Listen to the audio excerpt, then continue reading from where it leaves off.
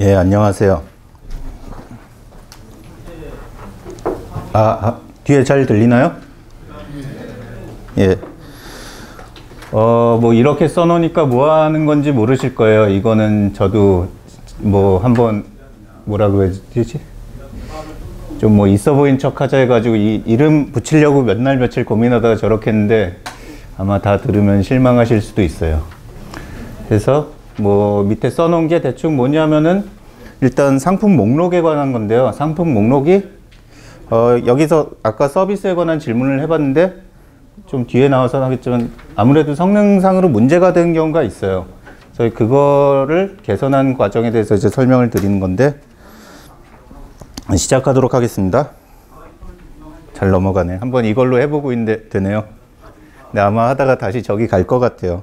안 될 것 같아서 일단 이걸 넣을까 말까 고민했어요. 다른 걸 많이 참조하다 보니까 외국은 이런 걸 안 넣는 것 같더라고요. 우리나라에서 하는데 근데 그거는 아마 사내 발표였던 것 같고 이걸 해야 될 것 같아서 저는 원래 나오나? 물리학을 전공했었어요. 원래는 물리학도가 꿈이었고 들어가서 열심히 했는데 다들 저보다 머리가 좋은 것 같더라고요. 그래서 그 길은 아닌 것 같았지만 조금 더 해보려고 대학원까지 가서 핵물리 이론을 전공을 했었어요. 근데 하다 보니까 이거 계속 하다가 굶어 죽겠더라고요. 진짜 공부할 건 장난이 아닌데 굶어 죽을 것 같아가지고 이쪽 길로 바꿨어요. 그래서 뭐 제가 계속 하던 길은 그냥 웹 개발자였어요. 웹 개발자고 또 제가 주로 했던 건 서비스 개발. 처음에 이제 SI로 시작해서 그 다음에 이제 포털 사이트 가서 이제 포털 서비스들 여러분들이 아는 뭐 블로그, 뭐 지식인 카페 그런 걸 뭐 개발을 했었고요. 그 다음에 이제 뭐 제 취미 활동하는 것들이 나오는데 이거야 뭐 별로 대단한 게 아니니까 어떤 운동인지 아시겠나요? 미식축구란 건데 이건 진짜 제 인생의 최대 실수였던 것 같아요. 이거 해가지고 뭐 여기 손 보이실지 모르겠지만 손이 한 몇 번 부러졌고요. 이쪽 무릎도 여기 연골이 나가서 지금 이제 격한 운동 못해요. 농구 같은 거 이제 못하고 뭐 꼭 그것 때문은 아니지만 그래서 몸매가 이렇게 됐고요. 이때하고 차이 많이 나죠. 그 다음에 이제 제가 하는 게 저 뒤에 저 희미하게 보이는 흰모자 쓴 사람인데 심판을 하고 있어요. 그래서 저기 나름대로 그래도 여러 명 중에 흰모자 하나니까 뭔가 좀 특별해 보이지 않나요? 네, 저게 심판 저 그룹 중에서 이제 심판장이고요. 레플이라고 하는데 뭐 하다 보니까 저렇게 됐어요. 그래서 저 뒤에 이쪽에 살짝 보이죠? 아마 여기 또 축구 같은 거 하는 분들이 있을 텐데 미친 듯이 뛰어야 돼요, 심판도. 지금 여기 이 선수가 이제 볼 들고 뛰고 있는데 이 선수 가는 중에 이제 반칙이 일어나나 이제 이런 걸 봐야 되기 때문에 옆에서 미친 듯이 뛰어줘야 돼요. 그래서 나름대로 체력이 꽤 필요해요. 이게 작년에 이제 월드컵인데요. 나름대로 이것도 국제대회가 4년마다 있어요. 그래서 뭐 나름대로 우리나라에서 선발이 돼가지고 여기 가서 저 외국에 온 사람들하고 같이 심판을 봤었고요. 얼어가지고 저기 옆에 진짜 딱 부동 자세로 서 있는데 네, 잠깐 보여드리면 그때 뭐 시합했던 거고요.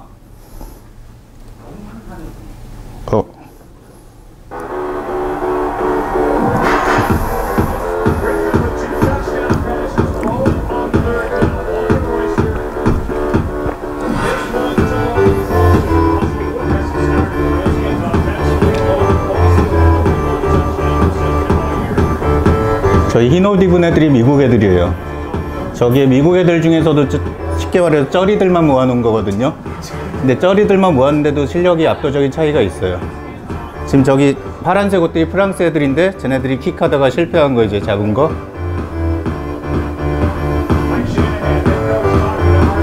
제가 직접 보니까 쟤네들 뛰는 거 탄력이나 그런 게 확실히 차이가 나요. 이 장면이 정말 압권 중에 하나인데 보시면은 이제 자세하게 나올 거예요. 다시 저 못 잡는 줄 알았는데 잡더라고요.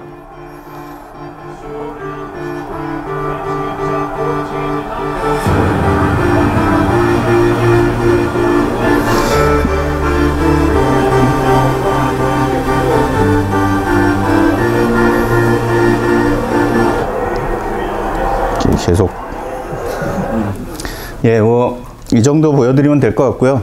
저걸 뭐 보여드린 건 제가 자랑하려는 건 아니고요. 아무튼 심판이란 걸 하다 보니까 이게 좀 다르더라고요. 처음에 제가 심판했을 때 가장 많이 혼난 게 뭐냐면은 계속 선수들을, 볼 캐리어들을 쳐다봤었거든요. 계속 나중에 리뷰할 때 심판은 절대 볼 캐리어 쳐다보면 안 된다. 시합의 상황을 봐야 된다. 네가 봐야 될 곳이 있다. 그래서 어떻게 좀 다른 시각? 그런 거에 대한 거를 키운 것 같아요.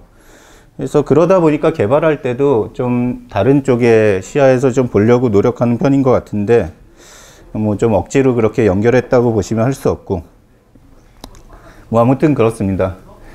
아무래도 제가 이거를 좀 급하게 넣다 보니까 쓸데없는 것 같고, 일단 회사 소개부터 간단히 해드릴게요.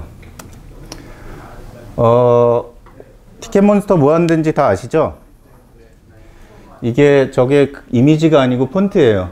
나름대로 팀원이 뭐 자랑이라고 하면 자체 폰트를 제작을 했어요. 그런데 저거를 제가 쓰면서 저걸 띄어쓰기를 해야 되는지 붙여쓰기를 해야 되는지 모르겠더라고요. 어디 회사에서 보니까 어떤 곳엔 띄어쓰기가 돼 있고 어떤 곳엔 붙어쓰기가 돼 있고. 그리고 저도 몰랐다가 이걸 하면서 이제 알아낸 건데, 티켓몬스터가 회사 이름이고 서비스 이름은 팀원이에요. 자, 그래서 뭐 알아서 해석하세요. 이건 뭐 저도 알아요. 저도 잘 알고 있고, 뭐 여러분이 뭐라고 안 해도 알아요. 그러니까 뭐라고 하지 마세요. 예, 이거 뭐 두리뭉실하게 썼지만 어쨌건 회원수는 확실하게 1000만은 넘습니다. 뭐 여기에 대해서도 여러분들이 뭐 아실 거예요. 여기 구글 저주시 얘기 안 해도 뭐 1000만이 다 쓰는 건 아니지만 뭐 대한민국 뭐 집마다 한 곳씩 뭐 가입돼 있다는 얘기죠. 자, 그리고 PPL 채용하고 있습니다. 근데 또 불행히도 제가 권한이 없기 때문에 저한테 뭐라고 하셔도 제가 붙여드리지 못해요. 자, 그럼 이제 시작해 볼게요. 얘가 뭐 슬라이드가 전체 한 80장 정도 되는데 대부분 이렇게 뭐 간단하게 써 있어서 그렇게 보는데 지루하진 않으실 거예요. 다시 한번 설명을 하면은 여기 밑줄 친 게 핵심인데, 여러분들 기존에 서비스 전환해 보신 분들 있나요? 뭐 다들 손을 안 드시는데, 여기서 핵심이 요 밑줄 친 데라고 생각을 하는데요. 제 나름대로는 뭔가 단순히 언어를 바꾸는 것 자체로는 시스템이 개선이 되는 경우는 거의 없어요. 오히려 그 언어에 맞춰서 개발을 한 경우가 있기 때문에 다른 언어로 포팅하다가 막히는 경우가 있거든요. 결국은 DB를 변경을 하고 해야 되는데 그게 이제 바른 방향인데, 여기서 핵심은 저 DB를 전혀 바꾸지 않고 다른 접근 방향으로 이제 해결을 했던 게 핵심이 될 것 같아요. 자, 그래서 여기에 대해서 이제 목차를 대충 얘기를 하면은, 제가 뭐 좀 말장난을 하려고 뒤에 이제 박스란 걸 계속 썼는데, 일단 그 레가시 소스를 보니까 이제 판도라의 상자를 열어버렸어요. 제가 열어가지고 이제 좀 거기서 충격과 공포를 느낀 과정을 조금 설명을 드릴 거고요. 그 보다가 이제 어떻게 이거를 해결할까 하는 좀 다른 발상을 하게 된 과정에 대해서 간략하게 말씀을 드리고, 그 다음에 그게 과연 가능한지 이제 프로토타이핑 했던 과정. 그래서 프로토타이핑을 하고 나서 아, 이건 되겠다라고 확신을 가지고 이제 진행해서 실제 진행했던 과정. 네, 그래서 대체 이렇게 해서 뭐 어쩌겠냐는 거에 대한 좀 간략한 그 정리, 그냥 5가지로 정리를 하려고 합니다. 자, 그래서 이제 첫 번째 판도라의 박스를 열었어요. 판도라의 상자를 열었고, 이게 아마 제가 여태까지 살면서 본 코드 중에 가장 아름다웠던 코드는 아니었겠죠? 아무튼 압도당했어요. 그래서 원래 주어진 과제가 뭐냐면은 이거가 어떻게 얘기해야 될지 모르겠는데, 이 티켓몬스터뿐만 아니라 소셜 3교사 모두가 처음에 다 PHP를 시작을 했다 그러더라고요. 근데 이제 PHP가 뭐 나쁜 언어는 아닌데, 그 PHP 개발자를 구하기가 어려서라는 이유가 가장 컸어요. 그냥 제가 들어본 거는. 그래서 그거를 굳이 자바로 다 전환을 하려고 그러고, 제가 들어본 걸로는 쿠팡 말고 나머지 회사들은 몇 번 실패를 했었다 그러더라고요. 근데 저도 뭐 아까 초반에 잠깐 얘기했지만, 단지 언어를 바꾸는 것 자체가 저는 큰 의미가 없다고 생각을 해요. 되는 경우도 없고. 근데 뭐 이건 좋아요. 뭐 이것까지 바꾸는 건 어떻게 하라면 하겠는데, 문제는 여기다가 다른 것까지 곁다리로 끼어 있었어요. 기존의 카테고리 체계에 대한 설계가 조금 뭐 낡았으니까 그걸 바꾸겠다 해가지고 자바로 전환하면서 카테고리 설계 바꾼 것까지 적용해라. 제가 아는 한 2마리 토끼 잡기를 해가지고 성공하기가 쉽진 않은데 뭐 하라고 하니까 해야죠. 그러면서 당연히 뭐 기존에 있던 하드코딩돼 있던 것들 다 제거하라고 했고, 어쨌건 해야 된다니까 이제 하기로 했고요. 뭐 그 중에서 일단 제가 맡은 게 상품 목록에 관한 내용이었어요. 뭐 서비스 쓰는 분들은 알겠지만 이게 기본적인 티켓몬스터의 이제 상품 목록의 전형적인 화면입니다. 그래서 여기서 이제 천천히 살펴보면 아마 여러분들 이런 거 많이 구현해 보셨을 거예요. 여기 있는 각각의 항목들에 대해서 일단 뭐 제목이 있고, 뭐 제목 나타나는 이미지들, 그다음에 가격 같은 그런 어떤 부가 정보들. 그래서 제목, 이미지, 가격, 뭐 이런 내용들이 있고, 그 다음에 이제 뭐 쇼핑몰이다 보니까 이제 할인 가격이 표시가 되는데, 할인 가격이 뭐 좀 구해지는 과정이 복잡해요. 그래서 여기 단순히 화면상에는 저렇게 한 줄 나오지만, 여기만 봐도 여기 이제 퍼센트로 할인된 거, 그 다음에 여기는 무슨 어떤 뭐 상품 가격에 어떤 뭐라 그래야 되지? 우리 내부적인 용어가 있는데 회사 기밀이라서 안 되고, 아무튼 저런 식으로 뭐 있어요. 기밀은 기밀이 아니라 제가 까먹었어요. 그 다음에 여기 이제 상품 개수, 이제 저런 것들이 뭐 판매될 때마다 뭐 매진 처리한다거나 그런 거에서 저기 뭐 마스킹 처리하고 할 때 이제 필요한 그런 정보가 되기 때문에 저런 내용들이 이제 같이 나오게 되고, 그래서 별거 아닌 화면 같은데 뭔가 잔뜩 있어요. 그래서 저 위에 보면은 저런 카테고리별로 일종의 필터죠. 뭐 쿼리문 날릴 때 뭐 웨어 조건에 뭐 들어가는 그런 거라고 보시면 되고, 저런 필터 조건들이 이제 들어가게 돼 있고, 그 다음에 뭐 이런 목록에서 항상 곁다리로 끼는 거, 그 페이지 처리하는 거 있죠. 보통 이걸 사람들이 많이 페이징이라고 그러는데 그건 잘못된 단어고 페이지네이션이라고 해야 돼요. 그래서 오늘 여러분들은 이것만 하나 알아가도 이 기획자들한테 잘난 체 할 수 있어요. 그 다음에 여기서 이제 이게 사실은 모든 악의 근원인데, 여러분들도 이 문제로 많이 고민하실 거예요. 정렬 순서. 여기서 보면 저 윗부분에 티켓몬스터 같은 경우에 기본적으로 추천순하고 최신순이 있어요. 뭐 최신순은 뭐 쉽게 말해서 상품이 등록된 순서고요. 언제 나왔나. 추천순은 안에서 나름대로 복잡한 공식으로 어떤 상품을 위에 노출할까 하는 걸 계산해서 올려주는 거.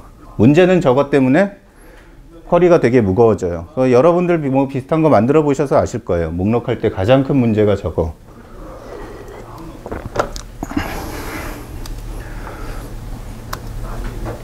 자, 그 다음에 뭐 저런 여기 나오는 태그 정보들 뭐 이런 것들 있어가지고 약간 뭔가 많아요. 이 안에도 각 잡다하게.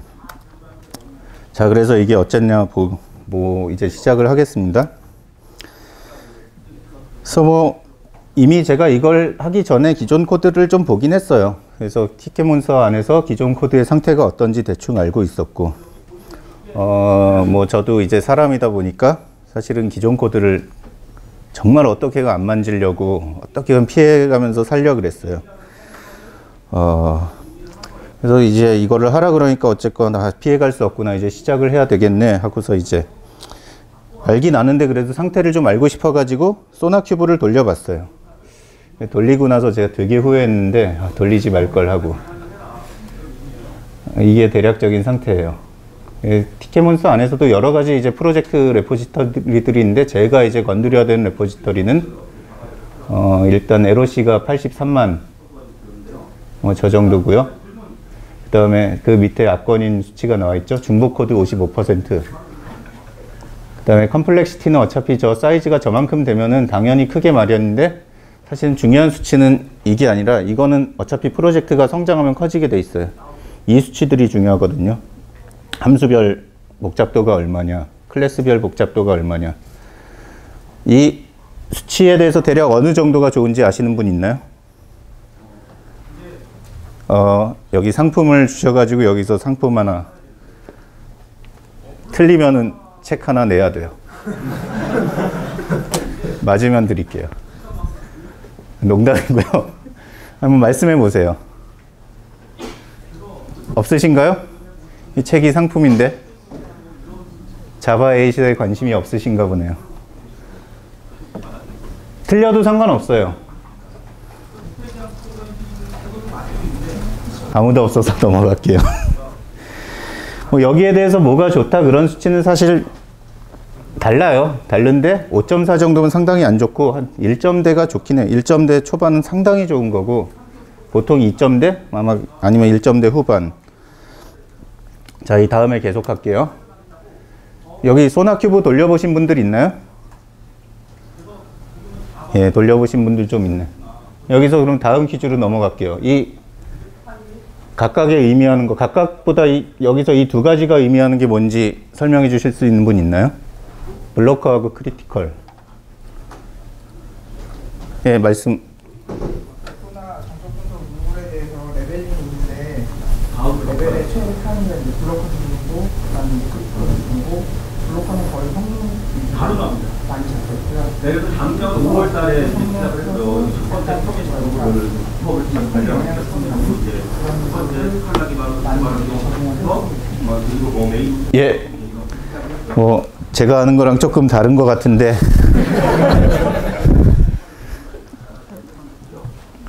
사실은 저도 저기에 대해서 정확하게는 몰라요. 별로 알고 싶어 하지도 않고 저도 뭐 그냥 나름대로 뭐라 그래야 되지?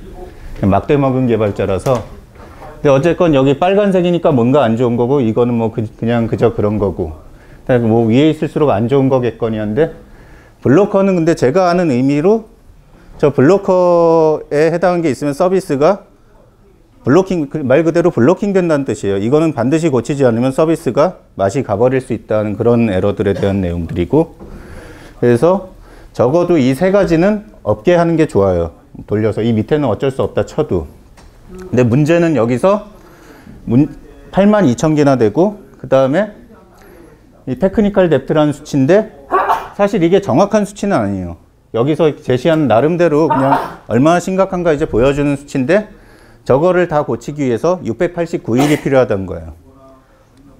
근데 저게 진짜 689일일지 아니면은 뭐 300일이 될지 아니면은 1200일이 될지 그거는 몰라요. 그건 뭐 만드는 사람 따라서 그 개선하는 속도 따라서 이제 다른데 아무튼 저 정도 수치가 되는 건 이제 어마어마한 거고 다시 설명하겠지만 이제 밑에 거 이제 보시면은 저거를 이제 시각화시킨 건데 이쪽이 LOC. 그래서 보면은 3만 라인이 되는 파일이 하나 있어요. 거의 이거는 사람이 보는 게 불가능하고. 근데 이건 약간 이제 뭐라 그래야 되나? 안에 HTML 코드까지 섞여 있어서 좀 그렇게 나온 게 있고요. 대략적인 거 이쪽을 보시면 되는데 그래도 5,000 라인 정도 된 코드들이 있어요. 그리고 그 하나의 PHP 파일에 들어있는 이슈들인데 하나의 파일이 1600 정도 이슈를 포함하고 있고 대략적으로 이렇게 분포들이 어쨌건 몇백 개씩 파일 하나가 갖고 있는 내용들이 있고요. 이걸 봤을 때 일단 처음에 드는 생각은 좀 숨이 막혀 오더라고요.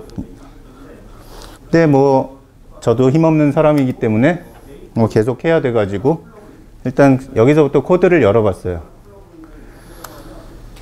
제 코드를 훑어본 이유가 여러분들도 아시겠지만 어떤 데이터베이스 테이블하고 연관이 있는지를 찾아야 되기 때문에 그거를 한번 보기 위해서 이제 코드를 훑어봤어요.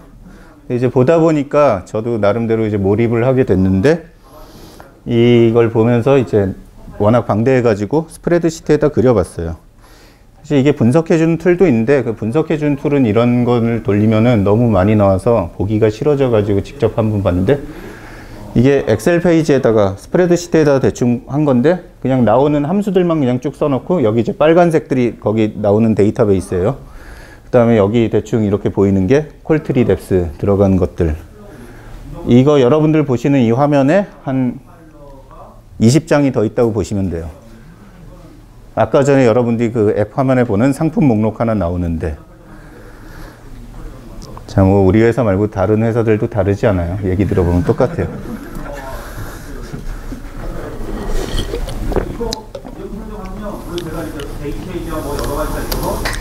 그래서 실제로 이제 또 열어보니까 아까 저 20페이지 정도라고 그랬잖아요. 그냥 함수만 출연한 게 2000개 이상이에요. 호출되는 게. 목록 하나 호출하는데. 그 다음에 콜트리 뎁스를 다 찾아보니까 20개 이상까지 내려갔고요. 당연히 순환 참조도 있었고. 그 다음에 사람들이 워낙 변화무쌍하게 드나들어서 히스토리가 보존된 게 아무것도 없었어요. 당연히 문서화는 안 돼 있고. 그래서 물어봐도 몰라요. 아무도 거기가 왜 그렇게 되는지. 뭐 그래서 제가 이거 본 다음에 그냥 받은 느낌이 이거였죠.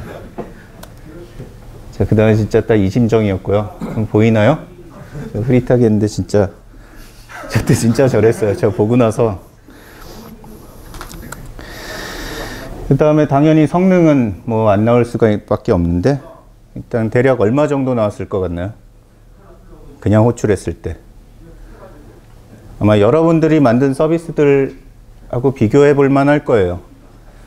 여러분들이 뭐를 만드셨는지는 저도 모르겠지만 뭐 저도 살면서 뭐 이런 거 저런 걸 봤는데 이게 돌아가는 게 정말 신기할 정도로 그냥 호출해서 아까 전에 여러분들이 보셨던 그 목록 나오는데 120초가 걸려요.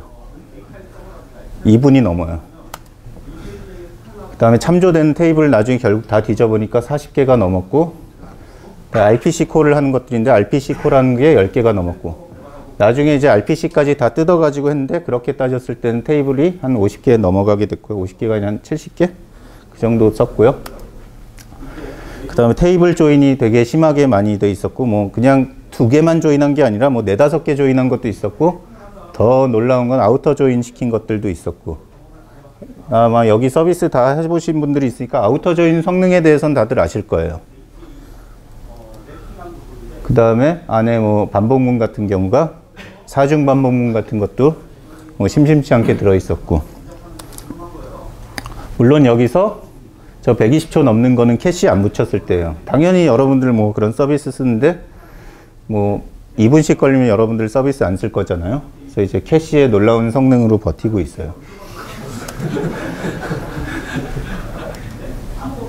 자, 그 다음에 여기 뭐 그 얘기를 써놨는데 아무튼 진짜 무분별하게 캐시가 발라져 있어가지고 문제는 캐시돼 있던 걸 또 캐시하고 또 캐시하고 그래가지고 몇 중 캐시가 돼 있더라.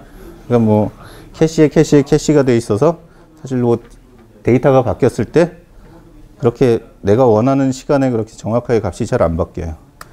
그 다음에 더 큰 문제는 뭐 함수가 그 코드가 아무리 방대해도 내가 어느 부분을 고쳤을 때 다른 부분에 영향이 없으면은 크게 상관이 없는데 어디에 영향이 있을지 몰라가지고 지금은 많은 사람들이 거기서 개발할 때 일단은 고쳐요.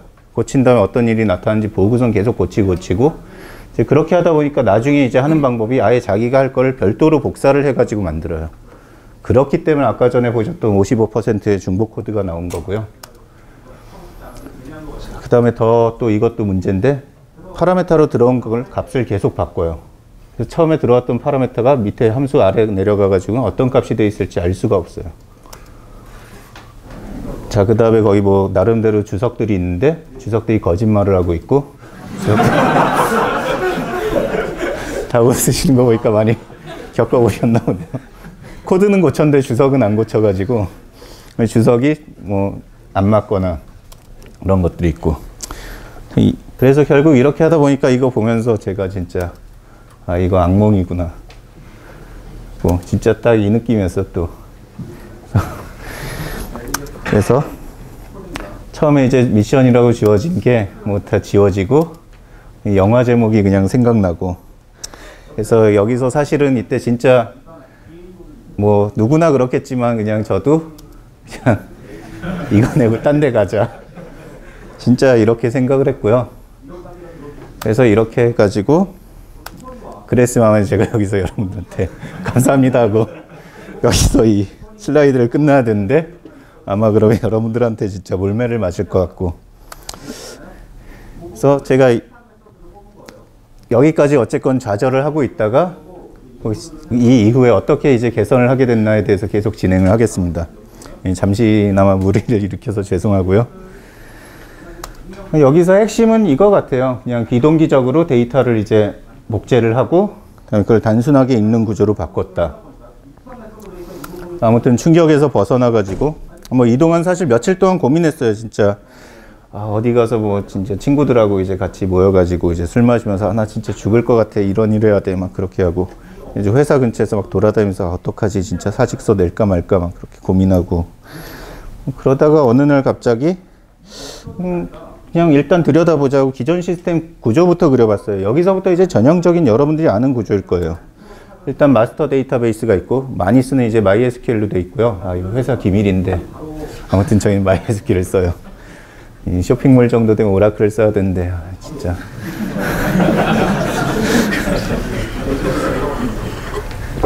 뭐 다들 아시다시피 당연히 뭐 어드민 콘솔이 있어야 되겠죠. 상품을 등록을 해야 되니까. 그래서 여기다 이제 상품 등록하는 거.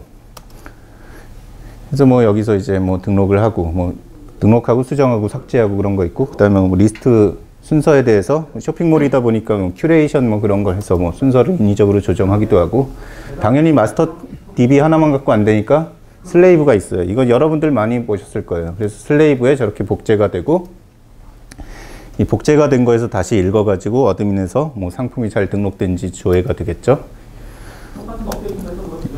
그 다음에 저 위에 그린 거는 뭐 이제 별개 시스템인데, 시스템이 복잡해지다 보니까 이제 저기서 뭐 배치라든가 뭐 그런 것들에 대한 걸 나타낸 거고요. 그래서 실제 사용자한테 서비스를 하기 위해서 이제 유저 서비스를 만들게 됐죠. 이게 아까 제가 보여드렸던 그 100만 라인에 육박하는 그 시스템이고요. 여기서 클라이언트가 이제 요청을 하게 되겠죠. 그래서 클라이언트에서 이제 목록을 요청하면 이제부터 벌어진 일들인데, 슬레이브에서 읽긴 읽어요. 읽는데 아까 말씀드렸던 것처럼 그래서 40개 이상의 테이블을 참조를 하고, 그다음에 별개 시스템에서 10개 이상의 RPC 호출을 하고, 그래서 뒤에서 이제 뭐 사용자들이 구매를 한다거나 뭐 그런 거 일어났을 때 판매수 갱신하고 그런 일들이 저 뒤에서 이제 발생을 하고요.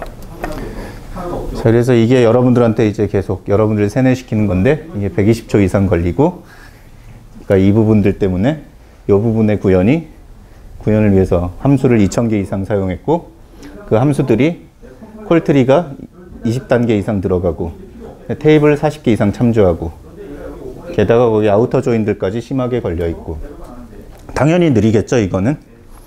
다만 여기서 제가 일부러 안 그린 게 있는데, 그리다 귀찮고, 사실 귀찮다기보다 적당한 아이콘을 못 찾았어요.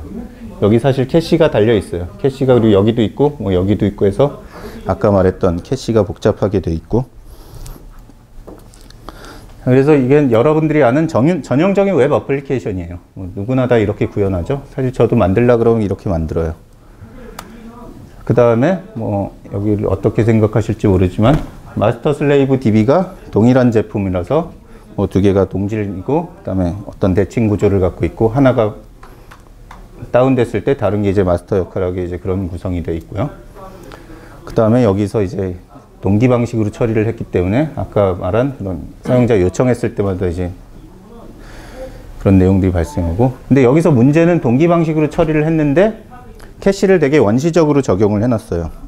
캐시에 대해서 그럼 어떤 데이터가 변경이 됐을 때 다시 캐시 값을 바꾸거나 해야 되는데, 그게 아니라 캐시가 그냥 시간으로 돼가지고 10분마다 뭐 만료하든지 그렇게 해서 다시 읽는다든가 그렇게 해서 약간의 어떤 초보적인 구현을 했어요. 그 캐시에다 뭐 실제 데이터가 바뀌었을 때 캐시를 변경하기 위해서는 여기서도 뭐 구현을 해보셨겠지만 그렇게 쉽진 않아요. 거기에 대해서 또 그걸 다시 읽게 처리한다든가 하는 것들이. 그리고 아마 이게 회사가 처음에 시작할 때 뭐 그 초기 단계에 했기 때문에 이게 지금은 좀 건드리기가 어려운 상태가 돼 있을 거고요. 여기서 막 넘어가 버렸네. 자, 그래서 여러분들이 뭐 아는 게 보통 이런 거 요즘에 이제 부르는 용어가 이제 모놀리스라고 그냥 하죠. 모놀리틱 시스템으로 그냥 돼 있고. 자, 어쨌건 이게 해가지고 나오는 결과가 뭐 여러분들도 많이 아실 것 같은 제이슨으로 그냥 결과가 나와요. 여기 나름대로 보안을 위해서 흐릿하게 했는데 그래도 잘 보면 보여요. 그래서 여기 뭐 상품 제목 같은 거 있고, 뭐 여기 상품에 대한 각종 정보들, 여기 상품 이미지 정보들, 그 다음에 뭐 상품 표시하기 어떤 뭐 불리한 값들 해서 뭔가 정보가 되게 많아요. 뭐 40개 정도 테이블 참조해서 보니까 저렇게 많겠죠? 근데 제가 이걸 보다 보니까 갑자기 어느 날 이 생각이 드는 거예요. 이게 왜 온디맨드여야 되지?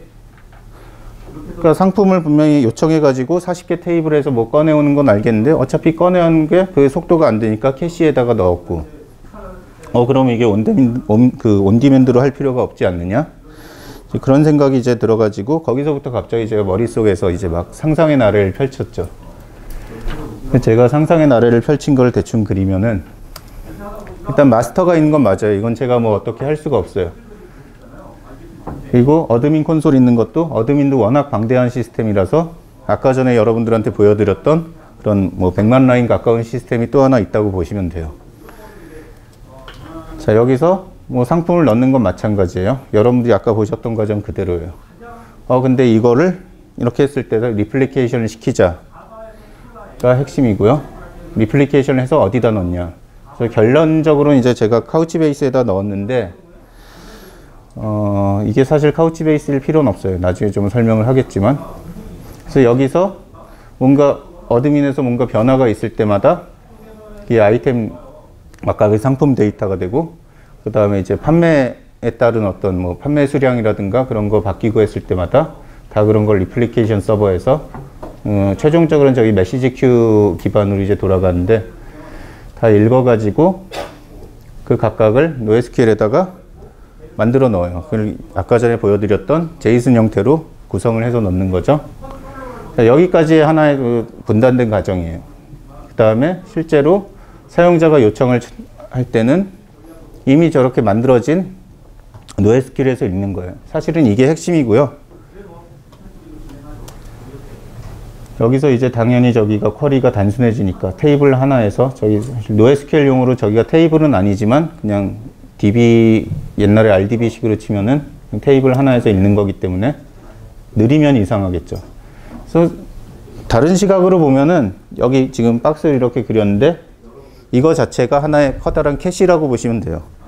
캐시를 손으로 구현했다라고 보셔도 무방하고 이렇게 됐을 때 다시 또 저기 결과가 나오는지 그런 거에 대한 처리가 필요하니까 어드민에서 저쪽에 대한 어떤 조회를 하고 하는 것들이 붙었는데 여기서는 핵심이 아니니까 이건 일단 앞으로도 얘기는 안 할 것 같고요.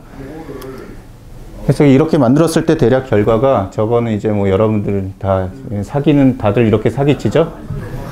어쨌건 이렇게 했는데 당연히 여기서 그냥 읽으니까 50ms 보통 이렇게 나오고 근데 사실은 더 핵심이 이 부분들일 거예요. 뭔가 이렇게 만드니까 더 간결해졌고 커플링이 다 사라지고 뭐 이거랑 사실 같은 얘기인데요. 여기서 이 과정 중에 조인문이 하나도 없어졌죠. 그냥 단일 테이블에서 읽는 거 40개씩이나 처리를 하지만 다 단일 테이블에서 읽어서 처리를 하는 거고 구조가 되게 간결해졌어요. 그래서 여기서 그걸 다시 또 세뇌를 시키면은 이렇게 했을 때 이거 헤테로지니어스 시스템이 됐고 그 다음에 마스터 슬레이브 DB가 비대칭이 돼버렸죠. 기존에는 마스터 슬레이브가 그냥 다 MySQL이고 MySQL의 그 복제 기능을 그냥 활용했는데 마스터가 MySQL이고 이제 복제 DB가 어떤 지금 최종적으로 카우치베이스가 됐기 때문에 이런 구조가 됐고요. 당연히 저기서 이제 복제하는 과정이나 그런 것들은 비동기로 처리를 하게 구현을 했고요. 왜냐하면 기존 시스템에 영향을 주지 않게 하기 위해서 비동기 처리를 해야 됐고 그다음에 또 비동기 처리를 하면서 또 성능을 위해서 이제 패러렐 프로세싱으로 이제 바꿨고요. 아까도 말했지만 당연히 조인문은 없어지게 돼 있고 그다음에 뭐 카우치베이스 자체에서 캐시를 하고 있긴 하지만 실제 기존에는 뭐 멤캐시를 썼다고 하면 여긴 캐시 자체가 아예 사라져 버렸어요. 필요가 없어졌죠. 그 다음에 뭐 이거는 뭐 제가 나름대로 있어 보이게 하려고 써놓은 건데 사실은 MSA를 생각을 하고 디자인한 부분도 있어요. 그래서 이 부분에 대해서는 사실 좀 범위를 벗어나서 다른 기회에 얘기를 해야 될 것 같은데 실제로 MSA 아키텍처로 구성을 했어요. MSA 라이크라고 쓴 거는 그 과정 중에 아직까지 좀 전이 과정이 있기 때문에 그 부분은 엄밀히 따지면 MSA가 아니라서 저렇게 썼고요. 그래서 여기서 다시 정리하면 핵심은 일단 읽는 거는 거의 하루에 10의 9승면 10억인가? 하여간 10억 정도 되는 정도로 요청이 들어와요. 뭐 나름대로 아까 전에 썼지만 뭐 회원이 1000만인 서비스니까 저 정도 읽겠죠. 그에 비해서 사실 하루에 뭐 상품이 등록되고 상품 뭐 판매가 바뀌고 하는 것들이 전부 이벤트 합쳐봤자 1000만이 안 돼요. 그래서 이 부분에 일단 초점을 맞춰가지고 개선한 부분이 있고요. 자, 그래서 이 과정을 제가 머릿속에 그렸는데 그럼 진짜 되는지를 해봐야 되기 때문에 프로토타이핑을 시작했어요. 그래서 이 과정에 대해서 먼저 얘기를 조금 하도록 하겠습니다. 그래서 여기서 아까 전에 보여드렸지만 이 부분에서 일단 목록을 읽는 부분만 한번 보도록 할게요. 복잡한데 실제로는 여기 데이터가 그냥 다 들어있다고 가정하고 그냥 딱 이거 고정된 테이블이에요. 어디서 뭐 읽어와가지고 여러분들 뭐 노트북에다 복사를 했어요. 여기 테이블 뭐 한 40개가 있고 저 위에 또 다른 RPC 시스템이 있고 여기서 읽는데 읽기를 요청하는 순간에 40개 테이블을 뒤져요. 네? RPC도 뒤져요. 이런 과정을 매번 목록 요청할 때마다 하면은 당연히 느릴 거예요.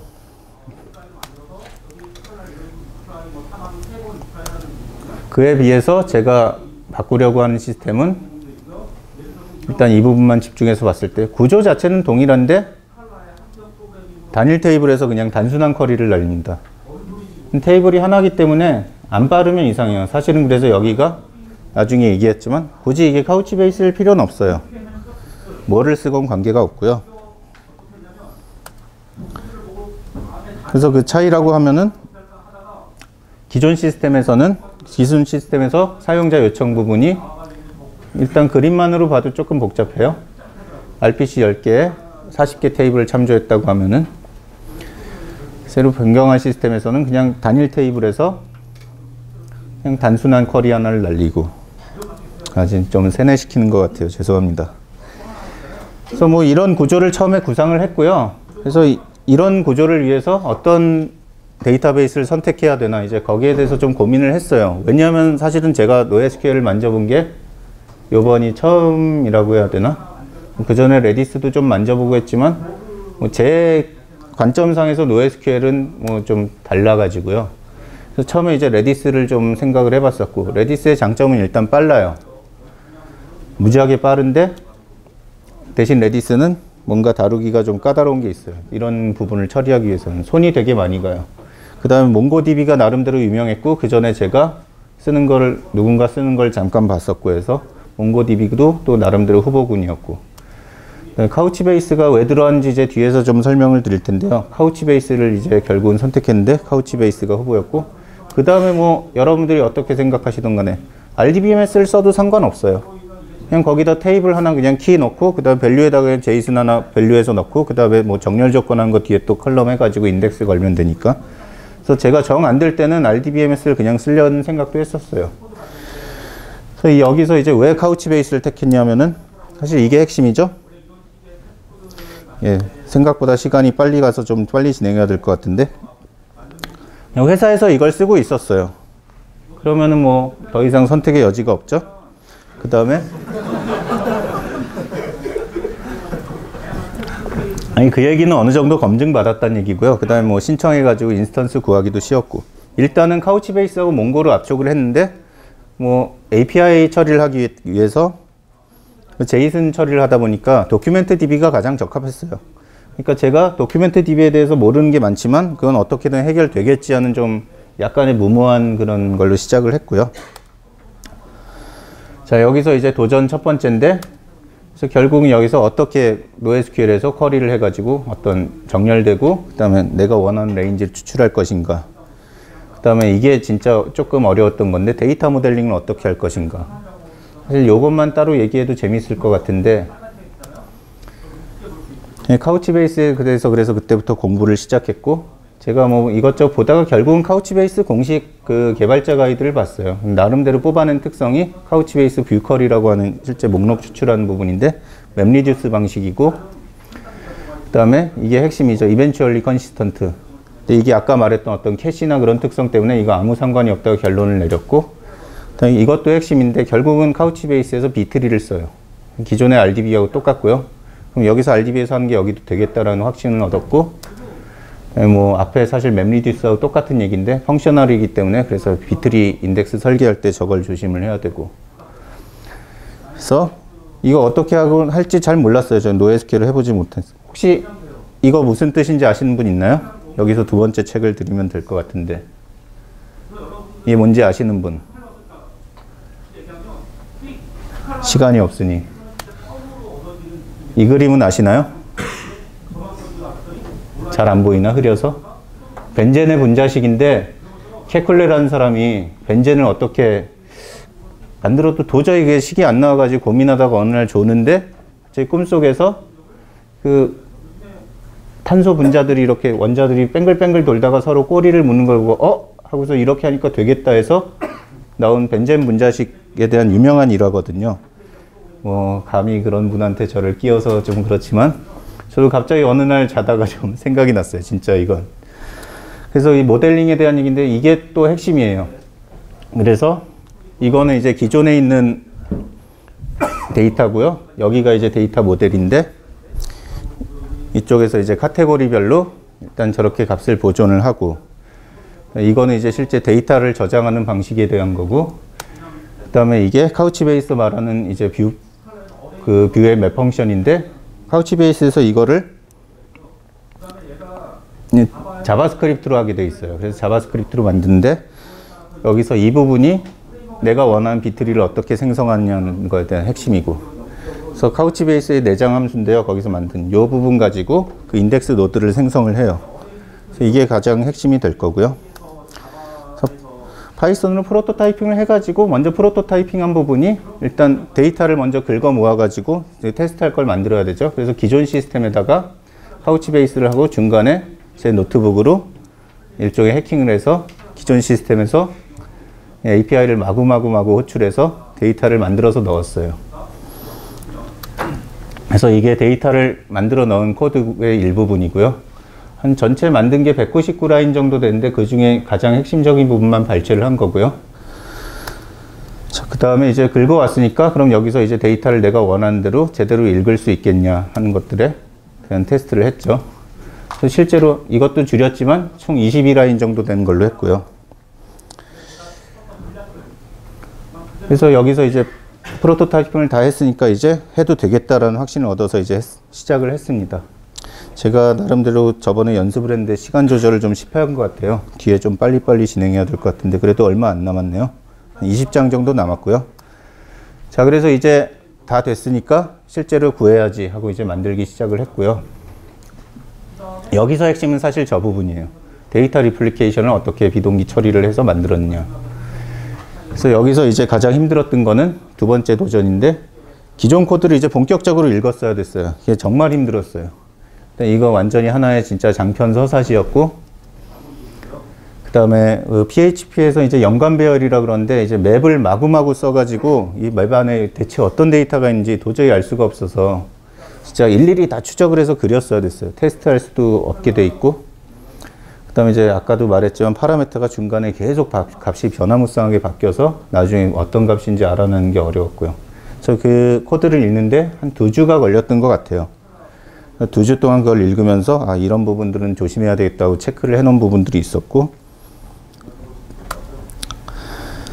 자, 그래서 이거를 읽었고 새로운 아키텍처를 이제 수립을 해가지고 그렸는데 여기서 사용한 스킬셋이 뭐 자바로 바꾸라 그랬으니까 자바였고 프로토타이핑 할 때 썼던 파이썬 그 다음에 뷰 쿼리 만들고 할 때 썼던 자바스크립트 그 다음에 기존 코드 읽는데 사용했던 PHP 그 다음에 여기서 저게 사실 좀 재밌었는데요. 저는 RX 자바를 많이 적극 활용해서 썼고요. 그래서 자바 8에 있는 그런 새로운 기능들 많이 썼던 것 같고 JOQ 혹시 들어보신 분 있나요? 다 써보셨나요? 이 정도에선 적당했던 것 같아요. 저 부분 JOQ라고 결국 쿼리 처리하는 건데요.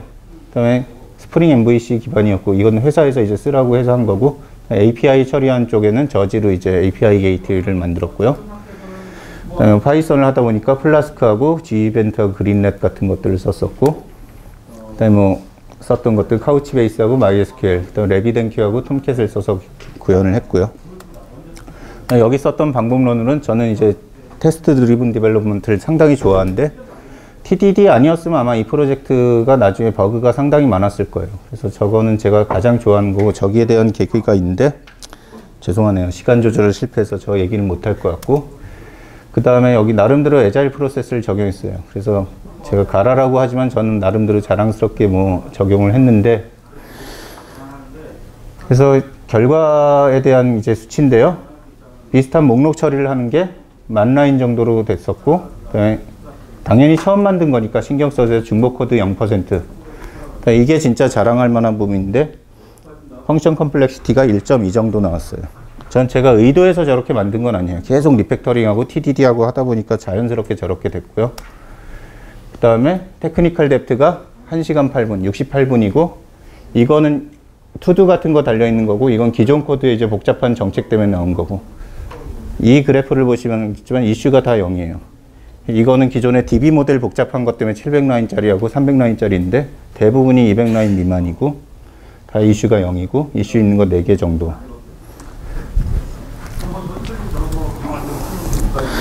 그래서 이제 정리를 할 텐데 조금 초과해도 될까요? 한 2, 3분 정도 초과할 것 같은데. 그래서 이제 정리를 해볼게요. 여기까지 만들었는데 그래서 어쨌다는 거냐, 이제 그에 대한 얘기를 좀 하면서 마무리하도록 하겠습니다. 일단은 성능에 대해서는 자랑 조금 할게요.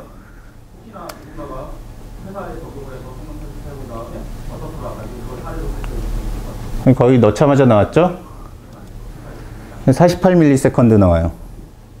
근데 이제 기존의 걸 보여드리면은 일단 여기서 뭔가 한참 돌고 있죠?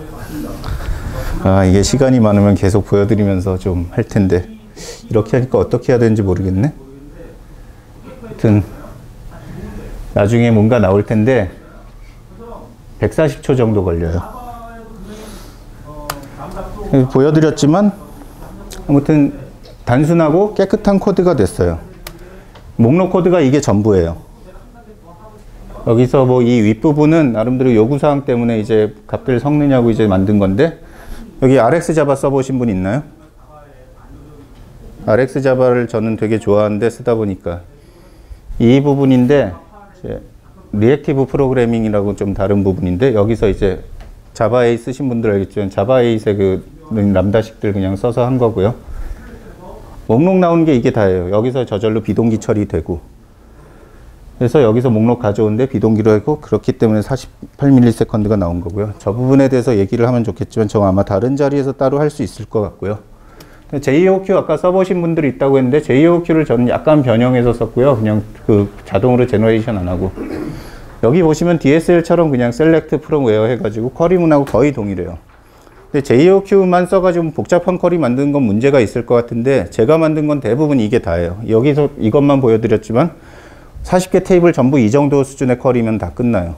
그래서 다 긁어 모아가지고 제이슨 만든 데 쓴 거고.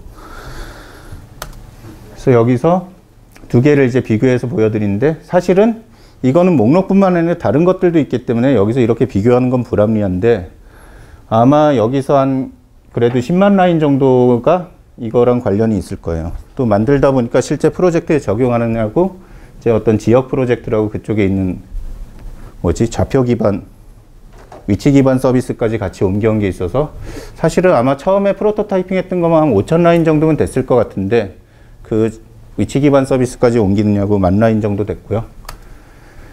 이건 아까 계속 보여드렸던 거고. 그래서 그럼 이게 뭐냐. 어쨌건 이런 자랑질하는 건 여러분들이 인터넷에서 많이 보셨을 거예요. 죄송합니다. 진짜 1분 정도만 더 얘기하면 끝날 것 같아요. 그래서 성능이 좋아지고 코드는 깔끔해지고, 많이 들어본 얘기죠. 인터넷에서 보면은 페이스북이나 트위터나 그런 데서 우리 노드로 바꿨더니 더 좋아진다. 이런 걸 하다 보면 사실 처음부터 작정하고 만드는 경우가 많아요. 그럼 당연히 기존 거보다 좋아야지. 나빠진 건 발표도 안 되겠죠. 우리 해봤더니 실패했어. 안 올라오잖아요. 그래서 이거는 별로 새로울 건 없는 거 얘기 같아요. 근데 제가 사실은 이거 하면서 이게 어떻게 보면 다른 핵심인데, 그럼 왜 그런 괴물이 생겼느냐가 저는 좀 중요하다고 생각을 해요. 저도 이걸 사실 만드는 중에 제가 처음에는 혼자서 이제 프로토타이핑이었는데, 본격적으로 사람들이 합류하니까 코드 지표가 상당히 나빠졌어요.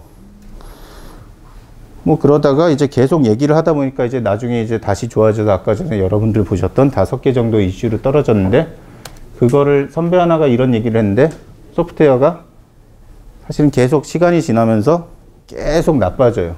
그 나빠지는 거에 대해서 계속 어떻게 지속적으로 개선을 하느냐? 사실은 제가 여태까지 겪어봤을 때 처음에 호기롭게 프로젝트 시작하고 그 이후에는 거의 아무도 신경을 안 써요. 계속 기능 추가를 하지 정리하는 일을 안 하는 것 같아요. 사실 기존 게 그렇게 나빴다? 처음엔 처음엔 저도 열어보고 경악을 했지만, 내 코드는 그럼 어떻게 될 건가? 제 코드가 5년 후에 이거보다 안 나빠진다고 얘기하지 못할 것 같아요. 결국은 그게 핵심인데, 뭐 어떻게 고쳤냐 보다는 그 부분도 사실 다른 주제라서 다르게 얘기를 좀 하고 싶은데, 뭐 기술적인 거는 그냥 이 정도 말씀드리면 될 것 같고요. 여기서 약간 자랑질하면서 끝내겠습니다. 그래서 뭐 하다 보니까 그 카우치베이스에 뭔가 문제를 찾아가지고 그쪽에 뭐 제공을 해서 제 이름이 저기 컨트리뷰터로 올라갔고요. 좀 제가 시간 조절에 실패하고 그런 것 같아서 제가 좀 중간에 좀 스크립트 적어놓은 걸 건너뛰고 한 게 있었는데, 어떠셨는지 모르겠네요. 제가 여태 해왔던 작업은 이 정도고요. 여기서 이제 마무리하도록 하겠습니다. 들어주셔서 감사합니다.